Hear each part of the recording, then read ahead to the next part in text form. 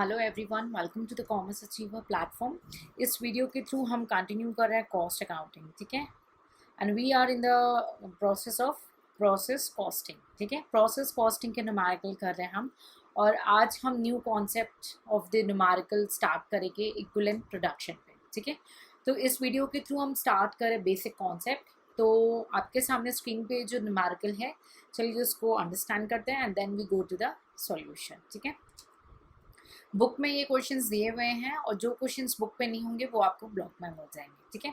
तो चलिए देखते हैं question. Input 3800 units and output is 3000 units. Closing work in progress is 800 unit. यानी कि जब कोई प्रोडक्ट बनता है, ठीक है, तो स्टार्टिंग में जो रॉ मटेरियल आ रहा है, ठीक है, वो कितना है, 3800 यूनिट्स है इस क्वेश्चन में। और जो आउटपुट निकल रहा है, ठीक है, और ये जो आउटपुट निकल रहा है, फिनिश प्रोडक्ट जो निकल रहा है, वो है 3000 यूनिट्स, ठीक है। क्लोजिंग वर्क इन प्रोग्रेस, यानी ये तो फिनिश गुड्स है जो कि अब शायद सेल के लिए चला जाए, ठीक है, लेकिन ये कुछ गुड्स हैं जो प्रोसेस 2 में जा सकते हैं या आगे इसका सेकेंड यूज़ होगा, ठीक है। तो ये आपका आ जाएगा क्लोजिंग वर्क इन प्रोग्रेस, जो कि है आपका 800 यूनिट्स, ठीक है। पर्टिकुलर्स में दिया हुआ है आपके अदर डिटेल्स में मटेरियल, लेबर एंड ओवरहेड, जिसमें से बोला है कि 80% मटेरियल कंप्लीट हो रहा है, लेबर 70 एंड ओवरहेड 70%, और तीनों की रिस्पेक्टिव कॉस्ट दी है। क्वेश्चन डिमांड कर रहा है कि प्लान प्रोडक्शन अकाउंट बनाएं और प्रिपेयर करें cost per unit and process account, ठीक है। तो चलिए स्विच करते हैं हम अपने सॉल्यूशन की ओर, ठीक है। तो चलिए हम स्विच करते हैं सॉल्यूशन की ओर। ओके, तो सबसे पहले हमें पहला जो स्टेप है वो बनाना है statement of equivalent production. Theory में मैंने ऑलरेडी इसको काफ़ी डिटेल में आपको एक्सप्लेन किया कि क्या होता है इक्विवेलेंट प्रोडक्शन। यानी कि एक बार रिमाइंड कराऊंगी, हम इक्विवेलेंट अनुमान लगाते हैं कि हमारा जो फिनिश प्रोडक्ट निकल रहा है, एस्टिमेट करते हैं कि कम से कम हमारा मटेरियल इतना खर्च हो चुका है। ऑब्वियसली वो एग्जैक्ट नहीं होता है, इसीलिए इसको एस्टिमेट बोलते हैं। और इक्विवेलेंट प्रोडक्शन यानी जो फिनिश गुड्स निकल रहा है, तो हम ये मान रहे हैं कि मटेरियल का हो या लेबर का हो, इतना एस्टिमेटेड कंप्लीट हो चुका है। हम इस थ्योरी को काफ़ी अच्छी डिटेल में अंडरस्टैंड कर चुके हैं। जिनको रिकॉल नहीं हो रही है, प्लीज़ जाके उस थ्योरी को रिवाइज करेंगे एंड देन फिर हम न्यूमेरिकल को देखेंगे, ठीक है। तो चलिए हम स्टेटमेंट प्रिपेयर करते हैं। स्टेटमेंट ऑफ इक्विवेलेंट प्रोडक्शन, ठीक है। स्टेटमेंट बनाएंगे।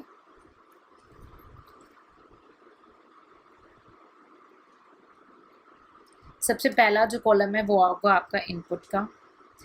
कोई फिक्स्ड ये फॉर्मेट नहीं है, आप इसमें अपने अकॉर्डिंग जैसा आपको ठीक लगे आप उसमें चेंजेस कर सकते हैं।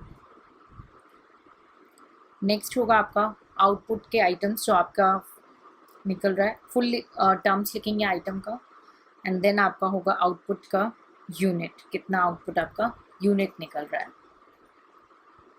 ठीक है। फिर आपका यहाँ पे आ जाएगा इक्विवेलेंट प्रोडक्शन, फुल लिखेंगे आप, मेरे पास थोड़ा सा स्पेस कांस्टेंट है तो प्लीज़ आप लोग इसको फुल लिखेंगे, ठीक है। तो मटेरियल का यूनिट, और यहाँ पे मटेरियल का परसेंटेज, ऐसे लेबर का यूनिट एंड उसका परसेंटेज, एंड ऐसे ओवरहेड। तो कई बार लेबर एंड ओवरहेड जो है एक साथ भी कर सकते हैं आप जब सेम रेट दिया हो। तो प्लीज़ इसको आप फुल लिखेंगे, आपसे रिक्वेस्ट है, सॉरी, ठीक है। ये मटेरियल यूनिट है,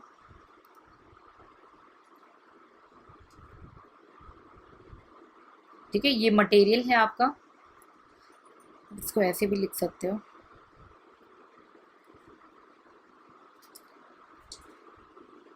मटेरियल, इधर इसका यूनिट हो जाएगा और इधर परसेंटेज ऑफ कंप्लीशन, ऐसे लेबर एंड ओवरहेड में हो जाएगा, ठीक है। फॉर्मेट में आई थिंक आपको कोई डाउट नहीं होगा। चलिए क्वेश्चन को समय गवाए बिना आगे बढ़ते हैं।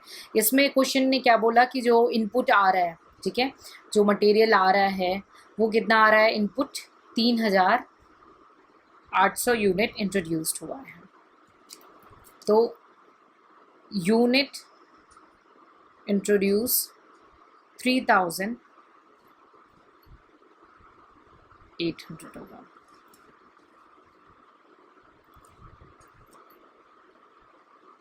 यूनिट इंट्रोड्यूस 3800, ठीक है। अब आउटपुट यूनिट क्या है आपका, यूनिट कंप्लीट होके जो एकदम रेडी होके जा रहा है बाहर, वो कितना है 3000 यूनिट्स है, ठीक है।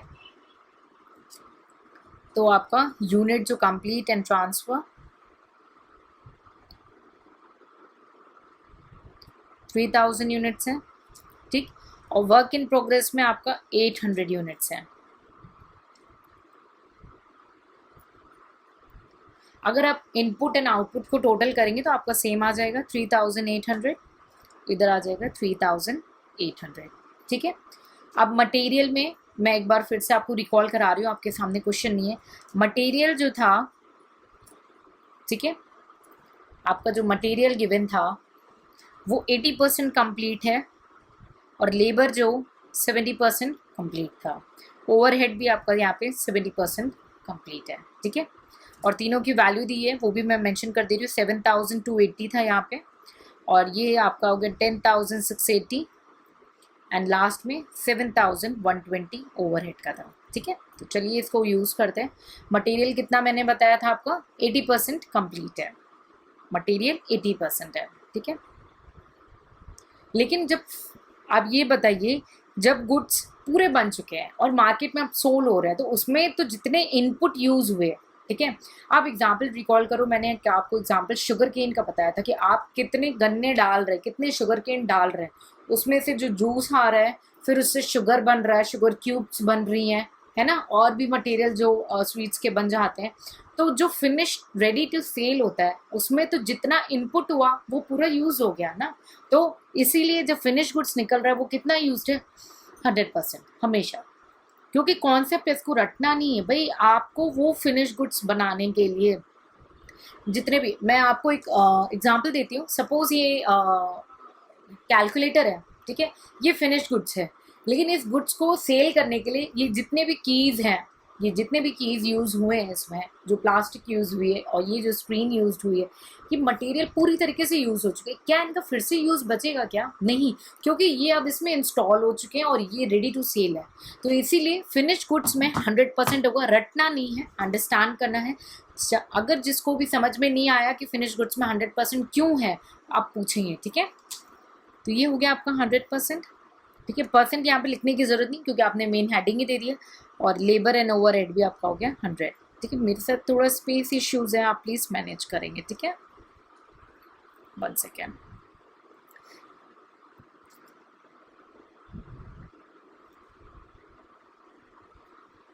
ठीक है, ये 100% हो गया, एंड लेबर एंड ओवरहेड भी आपका क्या है 100% है। तो आपका वैल्यू कितना आ जाएगा 3000 इस कॉलम में, 3000 इस कॉलम में। Is that clear? ठीक। अब जो आपका वर्क इन प्रोग्रेस है, ऑब्वियसली उसमें से कुछ ही मटेरियल यूज्ड हुआ होगा और कुछ बचा होगा अभी, है ना, क्योंकि अभी इस पे वर्क इन प्रोग्रेस यानी काम करना बाकी है। थ्योरी को रिकॉल करेंगे, अगर डाउट है तो प्लीज़ जाके फिर से थ्योरी देखें, क्योंकि मेरे लिए पॉसिबल नहीं है कि मैं हर पॉइंट में और हर न्यूमेरिकल के साथ आपको थ्योरी रिकॉल कराऊं। इसीलिए न्यूमेरिकल में आने से पहले मैंने आपको पूरी थ्योरी क्लियर की है कि न्यूमेरिकल जब आप करें तो आपके डाउट्स नहीं होंगे थ्योरी के पर्सपेक्टिव, ठीक है। और बाकी जो नई बातें होंगी वो तो मैं आपको समझा ही दूंगी, ठीक है। तो वर्क इन प्रोग्रेस में कितना था 80% मटेरियल यूज हुआ है, कोई दिक्कत नहीं है, 80% हो जाएगा, ठीक है। परसेंटेज आपने गिवन ही है। और आपका अमाउंट कितना है 800, तो आप 800 का 80% कर लेंगे तो आपका हो जाएगा 640, और इधर आपका लेबर एंड ओवरहेड कितना है 70% है, हो जाएगा 560। आई होप ये क्लियर हो गया हो। ये हो जाएगा 3640, ये हो जाएगा आपका 3560। क्लियर? ठीक है, चलिए अब हम नेक्स्ट जो बनाएंगे इसके बाद, क्योंकि हमने अभी इक्विवेलेंट प्रोडक्शन की स्टेटमेंट बनाई है, ठीक है। थ्योरी से रिकॉल कर लिया होगा आपने कि हमने इसकी क्यों ज़रूरत हुई हमें बनाने की। नेक्स्ट जो स्टेप होगा वो होगा स्टेटमेंट ऑफ कॉस्ट का, स्टेटमेंट ऑफ कॉस्ट, ठीक है। हम कॉस्ट स्टेटमेंट बनाएंगे, तो element of cost, first column element of cost, ठीक है। सेकेंड कॉलम होगी आपकी कॉस्ट की,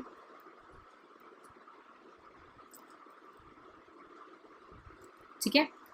थर्ड कॉलम हो गया आपकी equivalent production unit,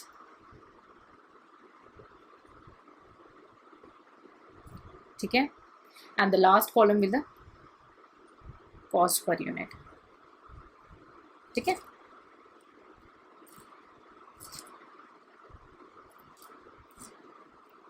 clear. Element cost क्या है? मटेरियल है आपका,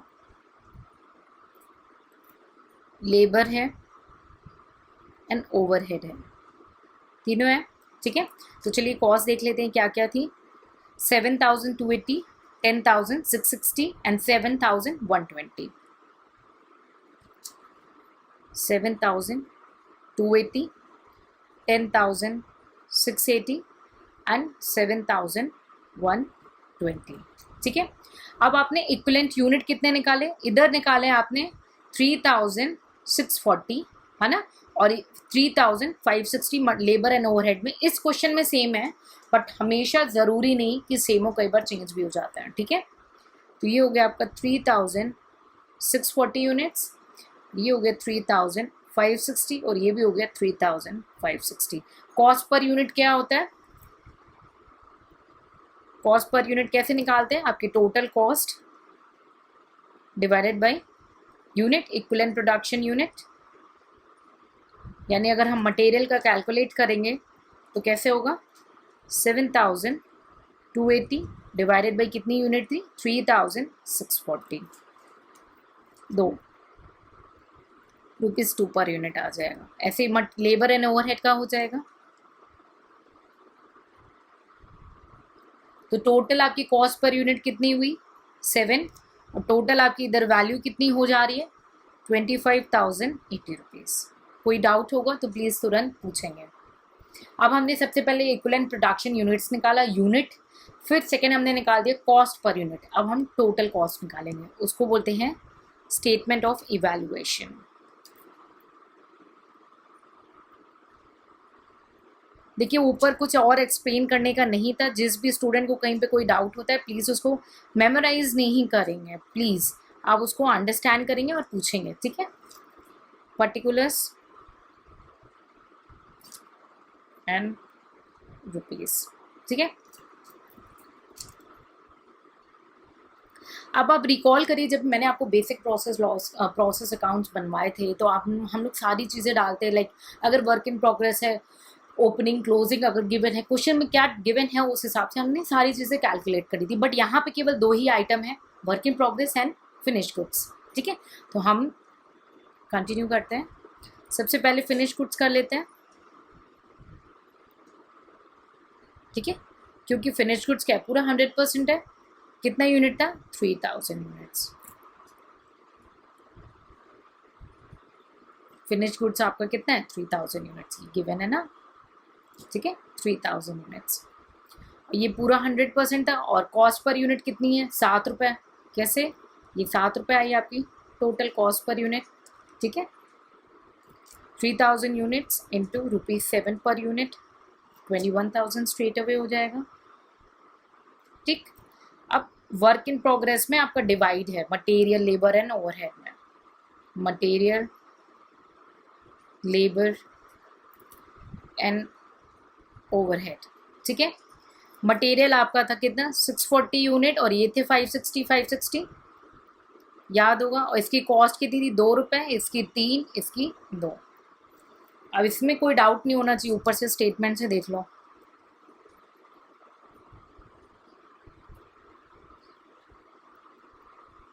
ठीक है। ये आपका हो जाएगा टोटल 4,080 रुपीज़। 640 यूनिट था ना, इधर यूनिट वाले में 640 था, ये है ना। मटेरियल का नहीं दिख रहा है, ये देखिए मटेरियल का 640 है और लेबर एंड ओवरहेड का 560 है, ठीक। मटेरियल की कॉस्ट पर यूनिट 2 रुपये है, लेबर की 3 रुपये है एंड ओवरहेड की 2 रुपये है, ठीक है। तो इससे ही आपने मल्टीप्लाई करके ये आपने कॉस्ट निकाल लिया। क्लियर?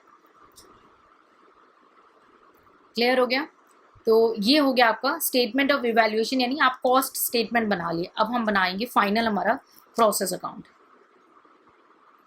Process account.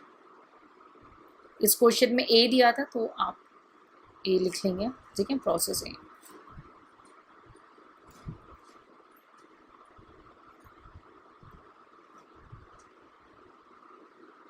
ठीक है, प्रोसेस अकाउंट नॉर्मल बनेगा यूनिट एंड टोटल कॉस्ट,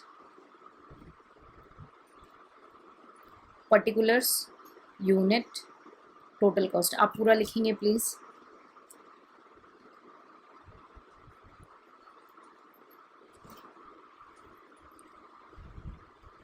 ठीक है, चलिए फिल करते हैं।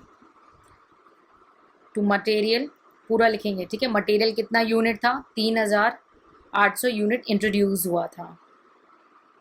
3800 यूनिट, ये देखिए इंट्रोड्यूस हुआ है ना, 3800 यूनिट इंट्रोड्यूस्ड हुआ है, ठीक है। कॉस्ट कितनी थी, 7280।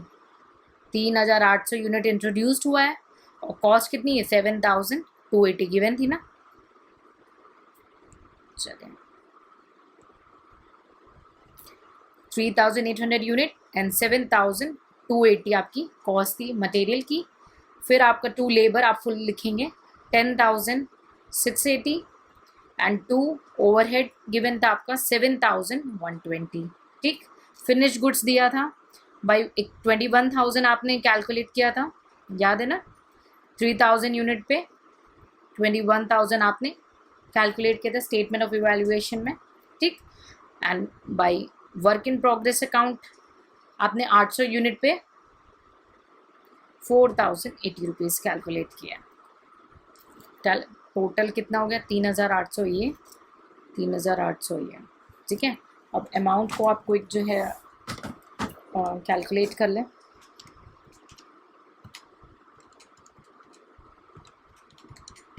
ये हो गया 25,080 और यहाँ पे सेम 25,080 अपना आंसर मैच हो गया। क्लियर, ठीक है। इसको मेमोराइज नहीं करना है किसी भी स्टेप को, आई रिक्वेस्ट यू, किसी भी सिंगल स्टेप को आप मेमोराइज नहीं करेंगे, उसे रटेंगे नहीं, ठीक है। क्योंकि हर न्यूमेरिकल में क्वेश्चन स्विच हो जाता है।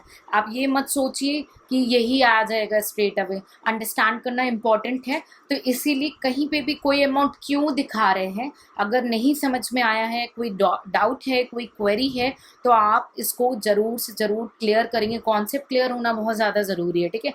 केवल आप यहीं तक सीमित नहीं रहिए कि रटना है और एग्ज़ाम क्वालिफाई करना है, आपको नहीं पता कि नेक्स्ट आपका एग्ज़ाम क्या होगा, ठीक है। सो इफ़ अगर आप अंडरस्टैंडिंग की हैबिट डालोगे, so life become comparatively very easy, ठीक है।